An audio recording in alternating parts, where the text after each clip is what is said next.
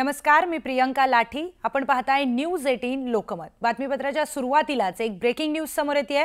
नांदेड शहरामध्ये पहाटे अतिमुसळधार पाऊस झालाय, त्यामुळे शहरामध्ये अनेक सखल भागात मोठ्या प्रमाणात पाणी साचलं। शहरांमधील श्रावस्ती नगर, सादात नगर, तेहरा नगर या भागाला पाण्याचा वेढा पडलाय। अनेक घरं पाण्याखाली गेली। या भागामध्ये अनेक नागरिक अडकून पडलेत। त्यांना बाहेर काढण्यासाठी महापालिकेच्या अग्निशमन दलाकडून बचाव कार्य सुरू झालंय। बोटीद्वारे अग्निशमन दलाचे जवान हे रेस्क्यू करतात। आतापर्यंत 14 लोकांना काढण्यात यश आलंय, तर अजूनही बचाव कार्य सुरू आहे। आता मी नांदेड शहरातील श्रावस्ती नगर या भागामध्ये आहे। या भागामध्ये सकाळपासून खूप मुसळधार पाऊस होतोय, त्यामुळे मोठ्या प्रमाणामध्ये या भागात पुराचं पाणी साचलेलं आहे। घराघरामध्ये जे आहे ते पुराचं खूप मोठ्या प्रमाणामध्ये पाणी साचलेलं आहे। अनेक लोक या परिसरामध्ये अडकून पडलेले आहेत आणि त्यांना काढण्यासाठी महापालिकेची ही जी रेस्क्यू टीम आहे ती या भागामध्ये कार्यरत आहे। महापालिकेचं अग्निशमन दलाचे हे जवान आहेत आणि जे लोक पाण्यात अडकलेले आहेत त्यांना बाहेर काढण्यासाठी हे जे पथक आहे हे कार्यरत आहे। आता श्रावस्ती नगर भागामधल्या एका घरात आपण आहोत आणि या भागातील महिलांना काढण्याचं काम म्हणजे या महिलांना सुरक्षित स्थळी हलवण्याचं काम या पथकाद्वारे केलं जात आहे। या संपूर्ण परिसराला आपण पाहतोय की पाण्याने वेढा घातलेला आहे, त्यामुळे खूप जे लोक आहेत या भागामध्ये अडकलेले आहेत। अनेक जी घरं आहेत ती पाण्याखाली गेलेली आहे।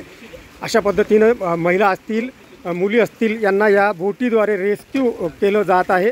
महापालिकेचं हे पथक आहे। महापालिकेकडून हे रेस्क्यू ऑपरेशन सध्या श्रावस्ती नगर या भागामध्ये केलं जात आहे। शहरामधलं हे सखल भाग आहे। खूप मोठ्या प्रमाणामध्ये या भागामध्ये पाणी साचलेलं आहे। आपण पाहू शकतो की घराघरामध्ये इथं पाणी साचलेले अनेक घरं जी आहेत ती पाण्याखाली गेलेली आहेत। लोकांचे जे संसार उपयोगी साहित्य आहे ते वाहून गेलेलं आहे। अनेकांचे संसार उघड्यावर पडलेले आहे। पहाटेपासूनच खूप जोरदार पाऊस नांदेड शहरामध्ये झाला, जिल्ह्यामध्ये देखील झाला, त्यामुळे या सखल भागामध्ये खूप मोठ्या प्रमाणामध्ये पाऊस जे पाणी आहे पावसाचं ते साचलेलं आहे। यासोबतच आजूबाजूच्या परिसराला देखील पाण्यानं वेढा घातलेला आहे, त्यामुळे अनेक जे लोक आहेत ते इथं अडकून पडलेले आणि यांना बाहेर काढण्याचं जे काम आहे ते महापालिकेचं अग्निशमन दलाचं पथक करत आहे। आतापर्यंत जवळपास लोकांना बाहेर काढण्यात यांना यश आलेलं आहे। अजूनही जे लोक अडकलेले आहेत त्यांना बाहेर काढण्याचं काम सुरू आहे। मुजीब शेख, न्यूज 18 लोकमत, नांदेड। तर नांदेड जिल्ह्यात अर्धापूर तालुक्याला अतिवृष्टीचा तडाखा बसलाय।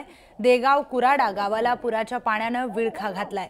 या पुराच्या पाण्यातून जीव धोक्यात घालून नागरिक मार्गक्रमण करताना दिसतात। शेतातून दूध घराकडे आणत असताना गावकरी दोरीच्या मदतीने दुधाची वाहतूक करतात। तर कशा पद्धतीने नागरिकांना प्रवास करावा लागतोय याचं चित्र हे अतिशय विदारक आहे।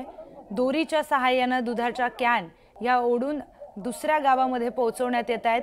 देगाव कुराडा नांदेड या गावातील हे सगळं चित्र आहे।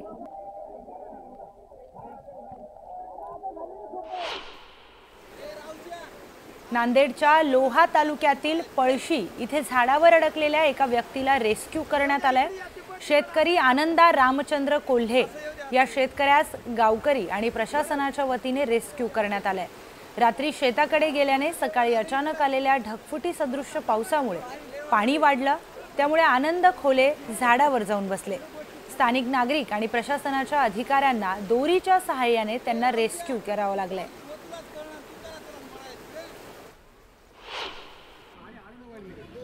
आज पहाटेपासूनच नांदेड शहरात अतिमुसळधार पाऊस कोसळतोय, त्यामुळे शहरातील अनेक सखल भागामध्ये मोठ्या प्रमाणात पाणी साचलंय।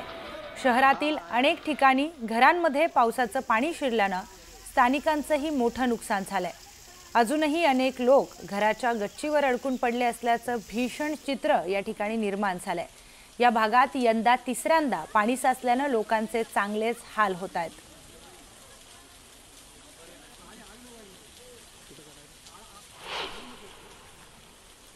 नांदेड जिल्ह्यात आजही पहाटेपासून जोरदार पाऊस सुरू झालाय। अनेक ठिकाणी अतिवृष्टी झाल्यानं नागरिकांची चांगलीच तारांबळ उडाली आहे। पावसामुळे लोहा येथील वाका गावाजवळच्या पुलावरून पाणी वाहत आहे, तर नांदेड हैदराबाद मार्गावर हा पूल आहे। या पुलावरून पाणी वाहत असल्यानं नांदेड हैदराबाद वाहतूक ठप्प झाली आहे।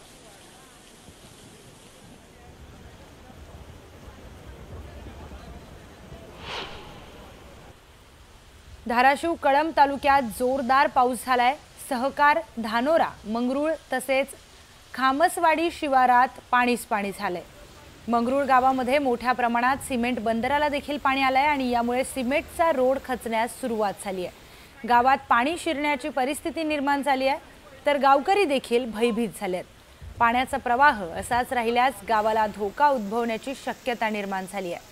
घटनास्थळावरून याच सगळ्या परिस्थितीचा आढावा घेतलाय आमचे प्रतिनिधी बालाजी निरफळे यांनी।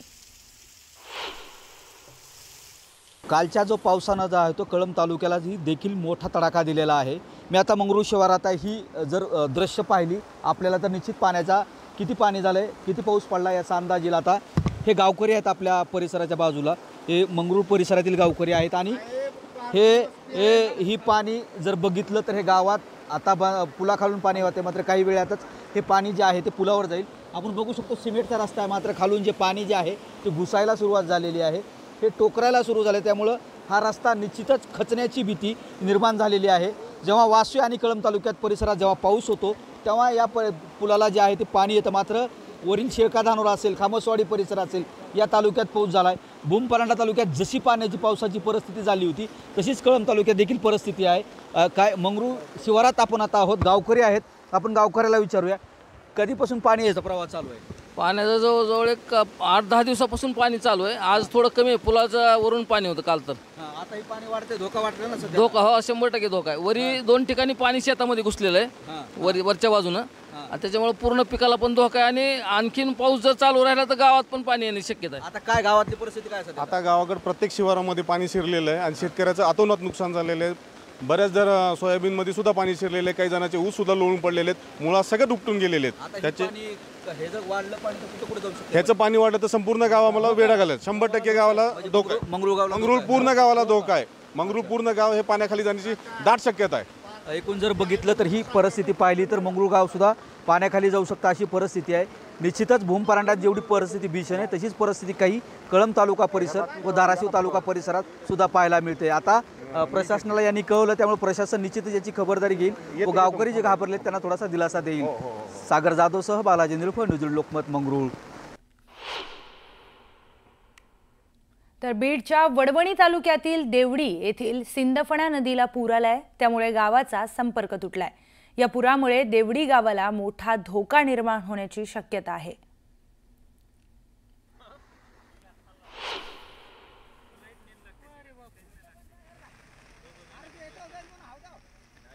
तर परभणी जिल्ह्यातील पूर्णा तालुक्यात जोरदार पाऊस झालाय।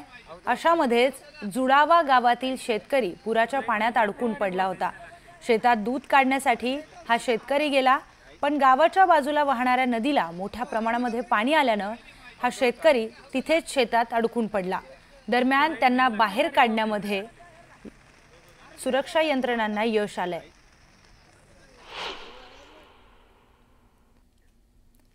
तर यवतमाळ जिल्ह्यामध्ये मुसळधार पाऊस सुरू झालाय, त्यामुळे इसापूर धरणाचे 13 दरवाजे उघडण्यात आलेत।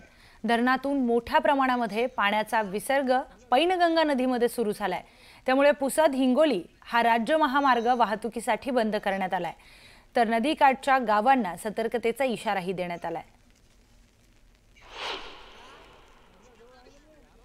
सातारा जिल्ह्यात पावसाचा जोर वाढलाय। कोयना धरणाचे सर्व दरवाजे उघडण्यात आलेत। कोयना धरणातून 11,700 क्युसेक पाण्याचा विसर्ग सुरू करण्यात आलाय। नदीकाठच्या गावांना सतर्कतेचा इशारा देखील देण्यात आलाय।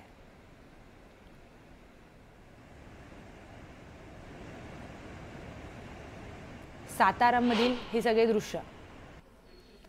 अतिवृष्टीने नुकसान झालेल्या शेतकऱ्यांच्या मदतीसाठी धाराशिवमधील इंडियन मेडिकल असोसिएशन मदतीला धावून आलंय। ओलीत दुष्काळग्रस्त शेतकऱ्यांसाठी इंडियन मेडिकल असोसिएशनने पुढाकार घेतलाय। मुख्यमंत्री सहाय्यता निधीला 1.5 लाख रुपयांची मदत केली आहे। न्यूज 18 लोकमतने देखील पूरग्रस्तांना मदत करण्याचं आवाहन केलंय। शेतकऱ्यांना काहीतरी मदत करावी या सामाजिक भावनेतून आम्ही डॉक्टरांच्या तर्फे या संघटनाच्या सर्व सदस्यांच्या तर्फे त्यांना एक आर्थिक सहकार्य आणि शेतकऱ्यांचं पुनर्वसन करण्यासाठी आम्ही आज एक आर्थिक मदत या ठिकाणी जमा केलेले आहे.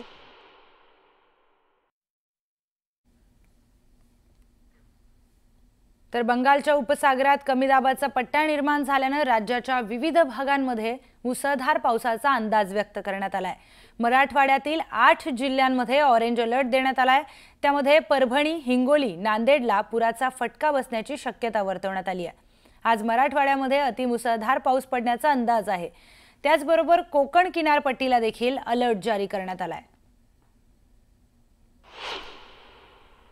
पुढील 2 दिवस महाराष्ट्रात कशा प्रकारे वातावरण असेल याच्याच संदर्भात आपण बातचीत करणार आहोत सुषमा नायर मॅडम यांच्याशी.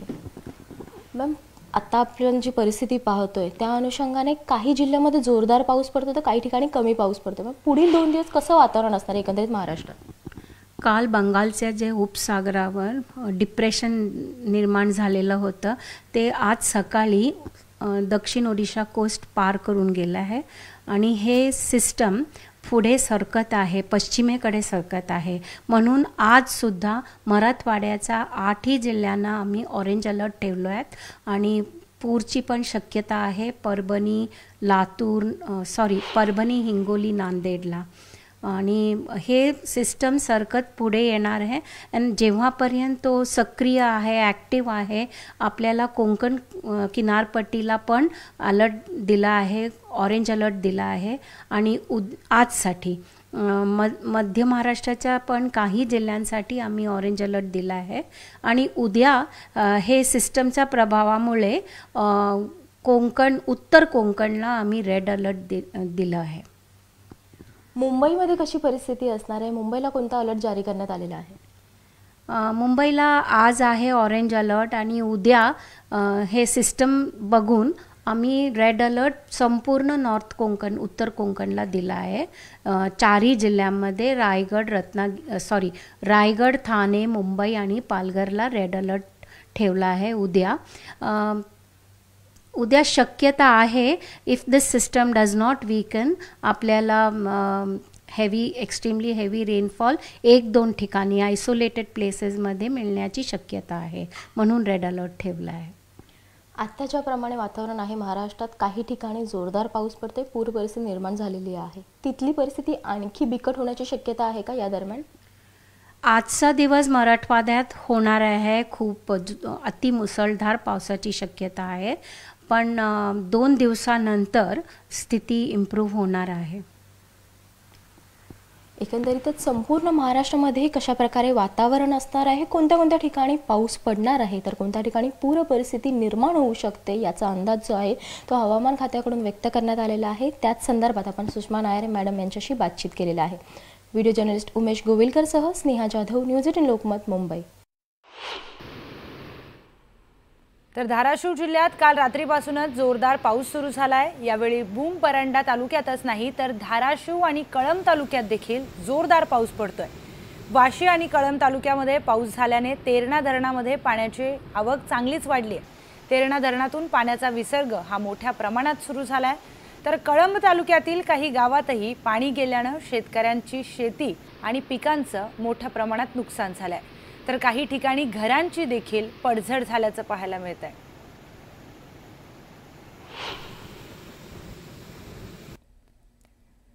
धाराशिव जिल्ह्यामध्ये काल रात्रीपासूनच पाऊस पडतोय. त्यामध्ये भूम परांडा तालुक्यामध्ये मुसळधार पाऊस कोसळतोय. प्रशासनानं NDRFच्या पथकांना परत बोलावलंय. नदीकाठच्या नागरिकांना सुरक्षित स्थळी हलवण्यास सुरुवात झाली आहे. तर वाघेगव्हाण, रुई लाखीबुकी, देहगाव, वालवड आणि साडेसांगवी या गावांसह 12 गावांमध्ये स्थलांतर करण्याचं काम सुरू करण्यात आलंय. तर उमरगा तालुक्यामध्ये जोरदार पावसामुळे मुरुम बेळम हा रस्ता बंद करण्यात आलाय. कर्नाटक राज्यातील वाहतूक देखील बंद झाली आहे. तर जिल्ह्यातील नद्यांमधून पाण्याचा विसर्ग सुरू करण्यात आलाय.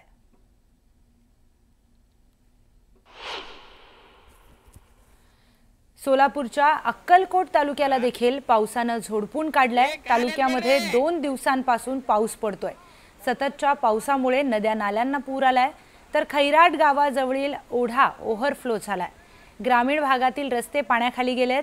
तर खैराट गावातील ओढा ओव्हरफ्लो झाल्याने शेतकरी आणि ग्रामस्थांना पाण्यातून वाट काढावी लागते. नागरिकांना सतर्कतेचा इशारा यावेळी प्रशासनाकडून देण्यात आलाय. हिंगोलीच्या पांगरा शिंदे परिसरामध्ये मुसळधार पावसामुळे ओढ्याला पूर आला होता आणि त्यामुळे गावातील काही शेतकरी दूध आणण्यासाठी शेतामध्ये गेले होते। हे शेतकरी शेतामध्येच अडकले होते। या शेतकऱ्यांना दोरखंडाच्या सहाय्याने सुखरूप बाहेर काढण्यामध्ये यश आले।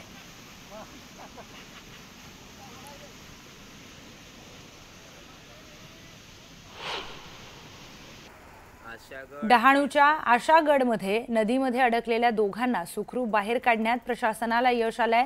दोन्ही तरुण नदीत अंघोळीसाठी गेले होते। पाण्याचा प्रवाह वाढल्यानं दोघंही अडकले होते। स्थानिकांच्या मदतीने दोन्ही तरुणांना बाहेर काढण्यामध्ये यश आलंय। जिल्ह्यात काही ठिकाणी पाऊस सुरू असल्याने नद्यांमधील पाण्याच्या प्रवाहात वाढ होत असल्याने नागरिकांनी खबरदारी घेण्याचं आवाहन प्रशासनाकडून करण्यात आलंय।